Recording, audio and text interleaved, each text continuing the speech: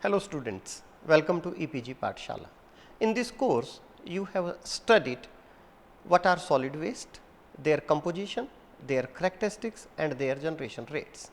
The another aspect of this course is the disposal and management of solid waste. For the management of solid waste, a number of methods are used by people, and the most commonly used methods are open dumping and open burning. But these both the approaches are not recommended by the scientific community, because these leads to spreading of diseases and environmental pollution. In addition to this, a number of other methods such as incineration, landfilling, composting, vermicomposting, recycling, biomethanation, pyrolysis, etc. have been recommended for the management of solid waste. If we look on other hand, due to intensive our agricultural fields are not having the sufficient amount of carbon. As a result of that, there are chances that the carbon content may go low day by day, and that may threaten our food security.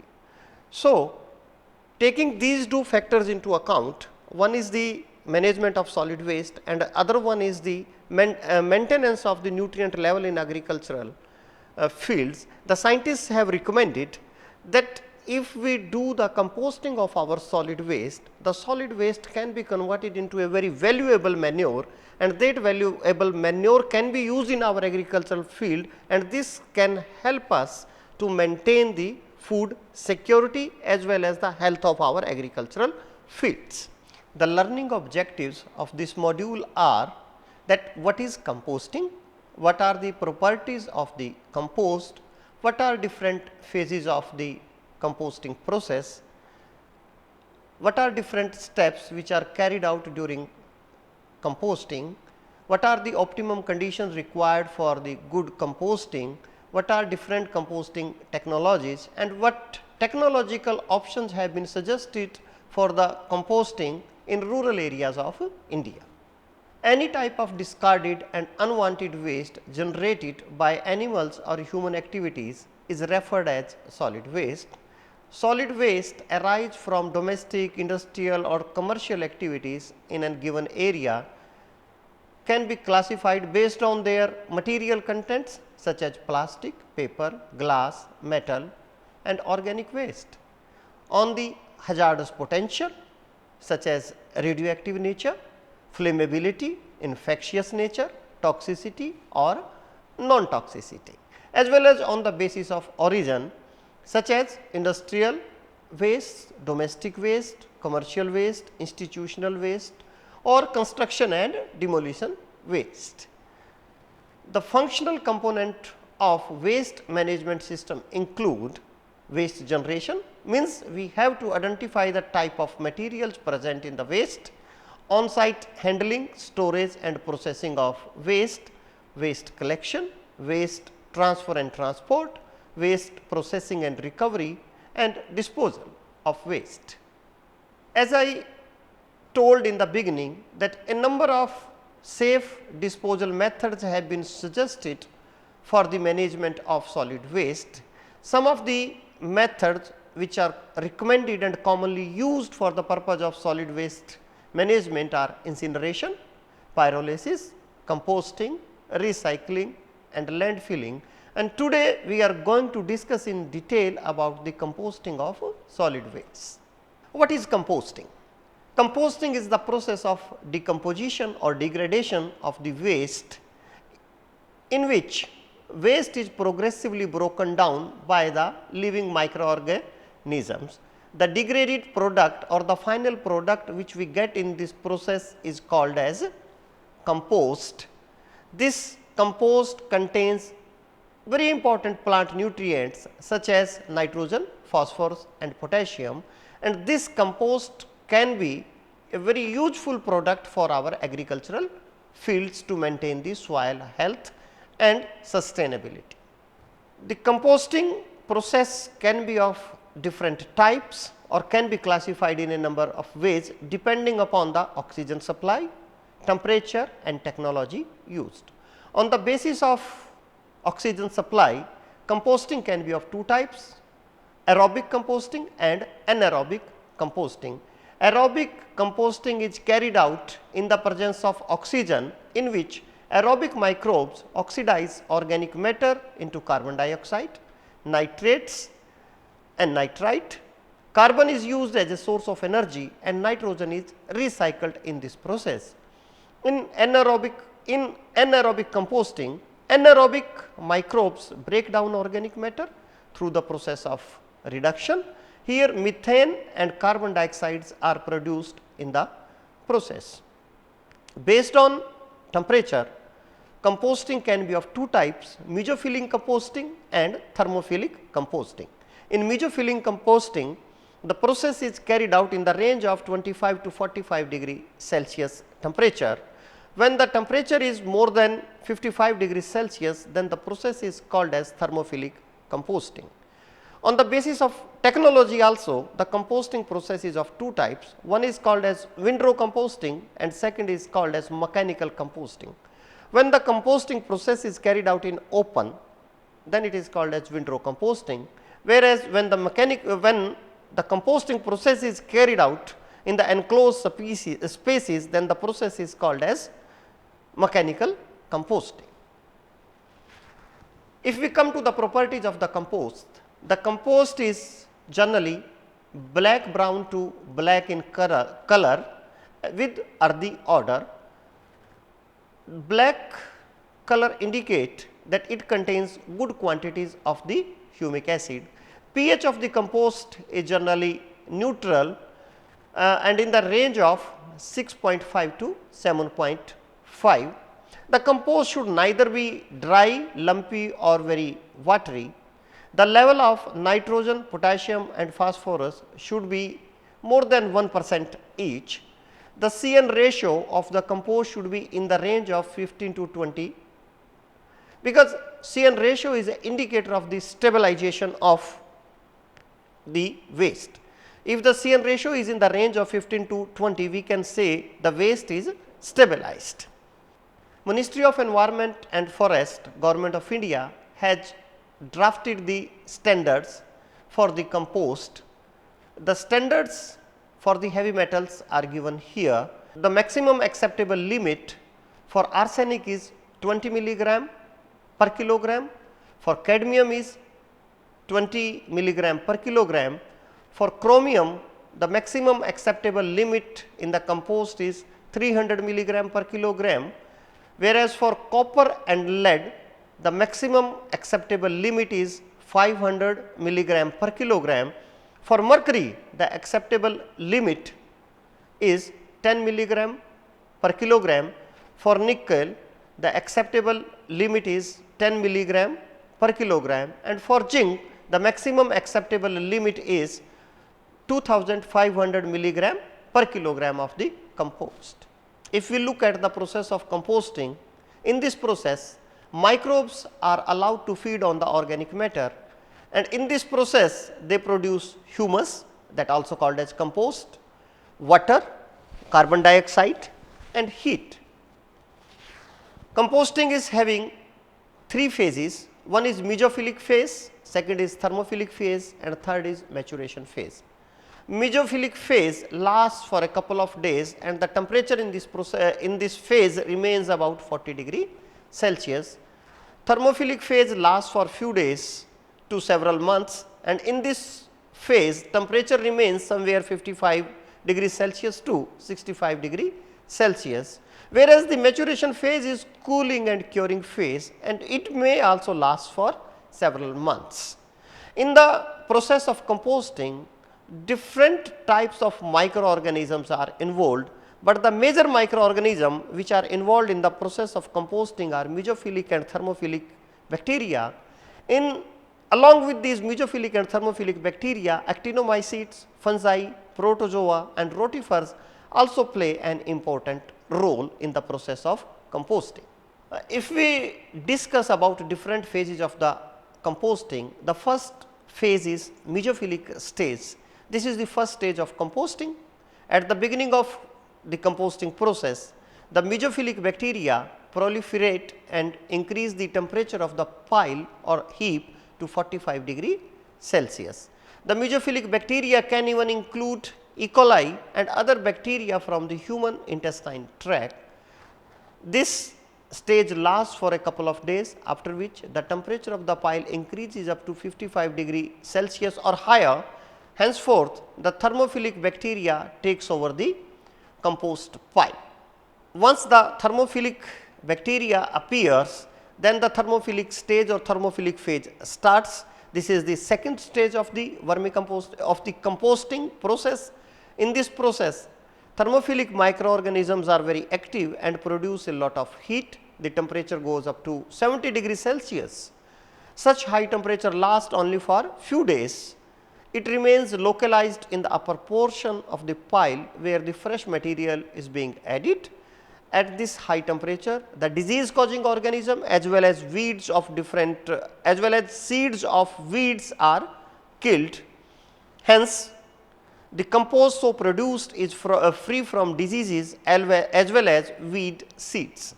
Even the humic acid production take place at this temperature. Humic acid helps plant to assimilate nutrient. Higher the temperature, faster will be the composting process. And the third phase is the maturation phase, that also called as cooling and curing phase. During this phase, the microorganisms that were replaced by the thermophilic regain the piles. Once the temperature will come down, the mesophilic microorganism will reappear in the pile. These microbes help in digesting the coarser and more resistant organic particles. Fungi and microorganisms that break the coarser elements down into humus also invade and move back into the piles. Curing period is an important phase in composting process because immature compost may be harmful to plants. Uncured compost can produce phytotoxins as they rob the soil of oxygen and nitrogen, and can contain high levels of organic acids which may be harmful to the plants. A long curing period adds a safety net for pathogen destruction. Many human pathogens only have a limited period of viability in the soil, and the longer they are subjected to the microbiological competition of the compost pile, the more likely they will die a swift death. This flow diagram shows the overall steps of the composting process. So, the very first step of the composting process is examining the feed stock or the solid waste. The feed stock which you use in the process of composting should be free from the toxic materials, because if toxic materials are present in the feed stock, they may kill the microorganism, as well as the compost which ultimately will be produced may not be useful to be used in agricultural feeds. The second step after examining the feed stock is the preparation of the feed stock or the solid waste for the purpose of composting. During this step, we do the segregation, shredding of the waste material. In the segregation, we remove any kind of inert material which is present in the waste, and in addition to this, we add some nutrients also which are required for the proper growth of the microorganisms. After this, the waste goes to the active composting process. In the active composting process, microorganisms do their activity, means they feed on the waste and convert it into compost. After active composting, we again screen the compost which is produced in the pile, and we recover any material which is not composted or which is bigger in size. These uncomposted material, we again send them back to the feed stock, so that these can again be sent for the active composting, whereas the compost which is produced, that we send for curing, and from the curing it goes for the final screening. In the final screening also, we remove the materials which are not converted into compost, or any inert material such as bricks etc. are also removed at this stage. After the final After the final screening, material goes to the storing section. Over there it is bagged and it is stored for the stabilization, and finally we get finished compost that can be sent to the market for selling, or that can be sent to the agricultural field for the use. The optimum conditions which we have to maintain for the purpose of composting are pH. The pH of the waste should be in the range of 6.5 to 8. If pH is more than 8.5 or 9, that time nitrates may be converted into ammonia. So, that may lead to loss of nitrogen from the compost. The oxygen level should be maintained 13 to 18% during the process. At any stage, it should not be less than 6%. The waste should be of an optimum size. If the waste is very small in size, then the compaction of waste may take place, and due to compaction of the waste, there are chances that process may get converted into anaerobic process, as there will not be air space. And if the waste size is very big, that time microorganism will not be having the sufficient surface area for their action. So, the particle size of the waste or the raw material should be in the range of 30 to 50 mm. There should be 40 to 60% free air space. So, the process remains aerobic. CN ratio, which is an important parameter, that should be in the range of 25 to 30:1 during the active composting, and 18 to 23:1 during the curing, and from 15 to 20:1 during the storage stage. As this is a microbial process, so we have to maintain the moisture. The moisture content should be in the range of 55 to 65 during the active composting, 45 to 55% during the curing phase, and 40 to 45% during the storage phase. The temperature should be 55 to 60 degrees Celsius in the active composting phase, less than 50 degrees Celsius during the curing stage, and temperature be maintained at ambient level during the storage phase.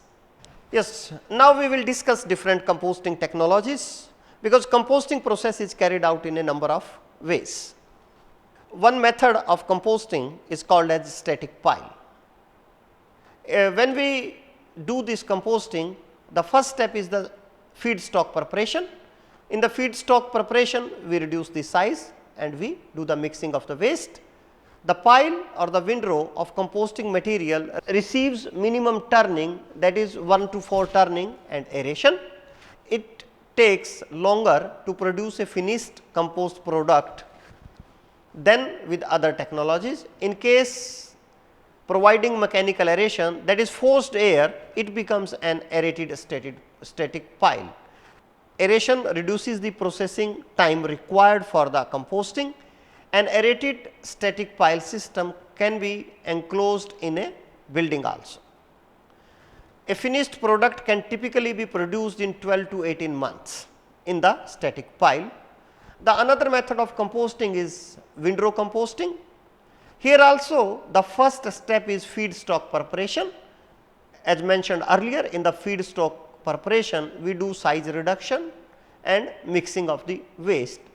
Large piles or windrows of composting material is composted outdoor on a paved or unpaved surface. Aeration and mixing is provided with a payloader or specialized windrow turner. This method for composting is particularly preferred for leaf and yard waste, but food waste can also be composted outdoors. Care must be taken to ensure the process is properly managed. Additional aeration, that is the mechanical aeration, can also be provided in the open windrows. Off gases generated during the composting process can be collected and treated using a biofilter. A variety of porous organic materials, including a formulation of wood chips, peat, compost, are available in the market as biofilters.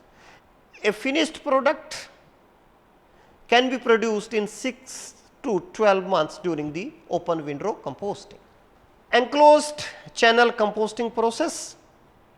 In this type of system, composting takes place in channels. Mixing of organic waste is provided with a specialized automated turner. which typically straddles the concrete walled channels on rail or wheels. Additional aeration is provided via a mechanical aeration system. All enclosed channel systems will include some level of feedstock preparation. Again the same size reduction and mixing. Materials typically reside in enclosed channel systems from 7 to 28 days. These systems typically employ automated temperature gathering equipments that are thermocouples.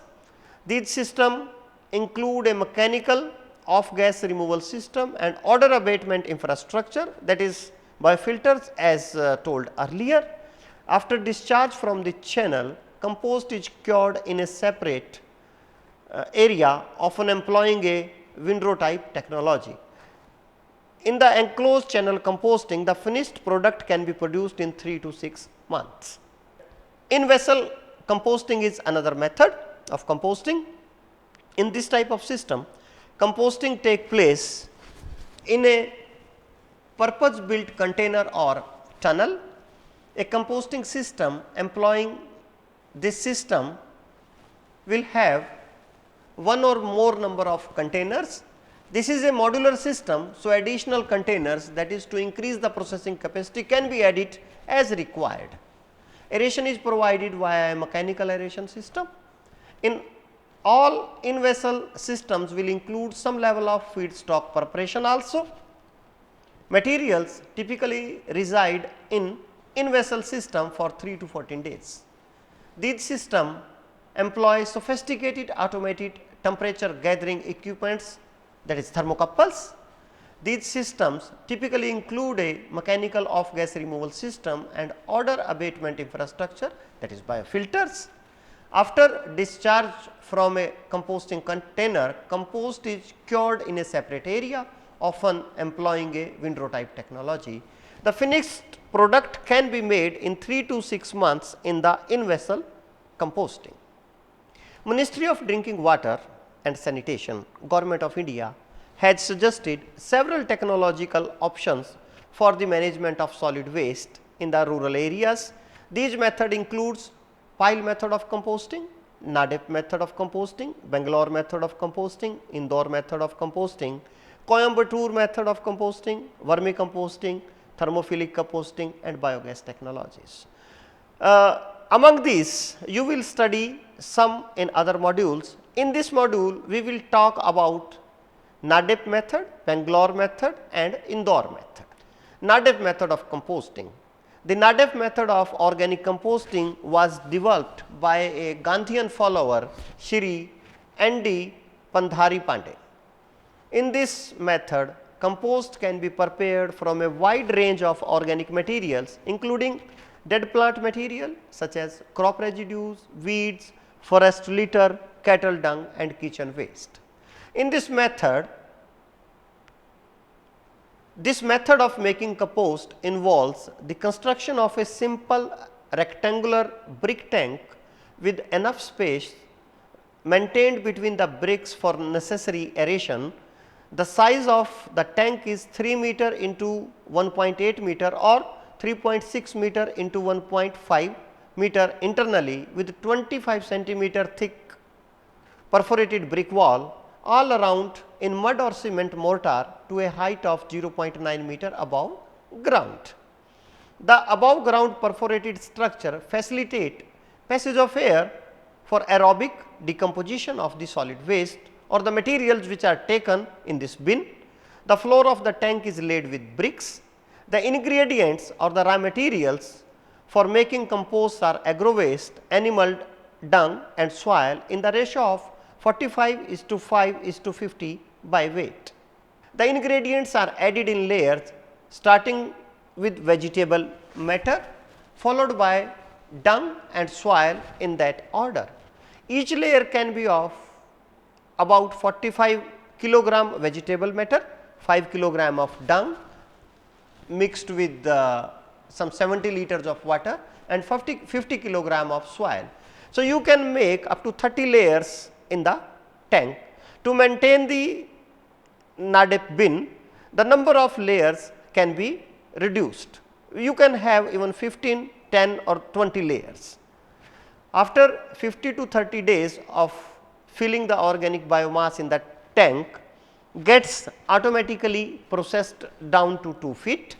The tank is refilled by giving 2 to 3 additional layers over it and is resealed. After this filling, the tank is not disturbed for about 3 months. When organic matters are almost completely degraded by the help of different groups of microorganism, about 25 to 50 liters of water is to be sprinkled twice a week after the tank is fully loaded. This slide shows two figures. The first figure is a brick bin prepared for the purpose of composting using NADEP method. The second is a line diagram in which it is shown that how we will make the different layers of the waste in the NADEP method, and the roof of this NADEP tank is always thatched type. The another method of composting is Bangalore method of composting. Bangalore method of composting was developed by Acharya in 1939 for the composting of the town refuse or night soil. This night soil is human fecal matter.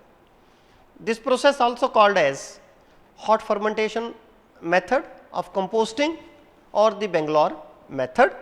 This method is anaerobic in nature and carried out in pits.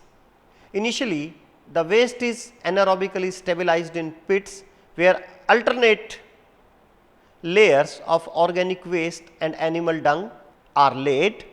The pit method of making compost conserves moisture, so it is useful in area with low rainfall and a long dry season.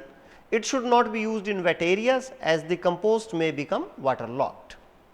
In this method, we dig a pit 4 feet wide and 2 feet deep, built a pile in the pit using the same method as in the NADEP method. We can add little water if necessary. The pit is completely filled and a final soil layer is laid to prevent the fly breeding entry of rainwater into the pit. The material is allowed to decompose for 4 to 6 months, after which the stabilized material is taken out and used as compost. The Bangalore method requires longer time for stabilization of material and hence needs longer land spaces. The gases generated in this anaerobic process also pose smell and odor problems. The another method for the rural areas is Indore method of composting. This process was developed by Howard and Ward in 1931 at Indore, Madhya Pradesh. This method is aerobic in nature. In this method, waste materials such as plant residues, animal waste, weeds, street refuse and other organic waste can be composted. The waste materials are cut into smaller pieces and spread in layers of 10 to centimeter thickness, either in pit or in heap of 1 meter width, 1 meter depth and of convenient length. It is properly moistened with cow dung using earth. Periodically 3 to 4 turnings are given to the waste material to maintain aerobic conditions during the composting. This method of composting in pits involves filling of alternate layers of similar thickness as in Bangalore method. We have to give the turning in this process to maintain the aerobic conditions. The first turning is manually given 4 to 7 days after filling the waste material in the pit.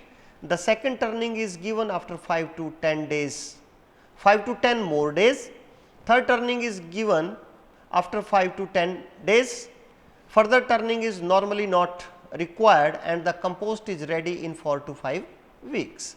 In this method, odorous gases are not generated. It is environment friendly and hence commonly preferred in the rural areas for the composting of different wastes.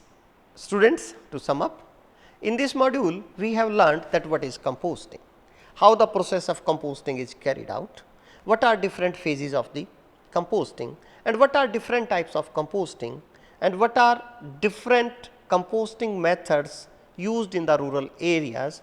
Among them, we have studied in detail about NADEP method, about Bangalore method and about indoor method. If you want to study more about the composting, a number of good videos are available on the YouTube, and by watching those videos you can learn that how we can do the composting of solid waste. Thank you.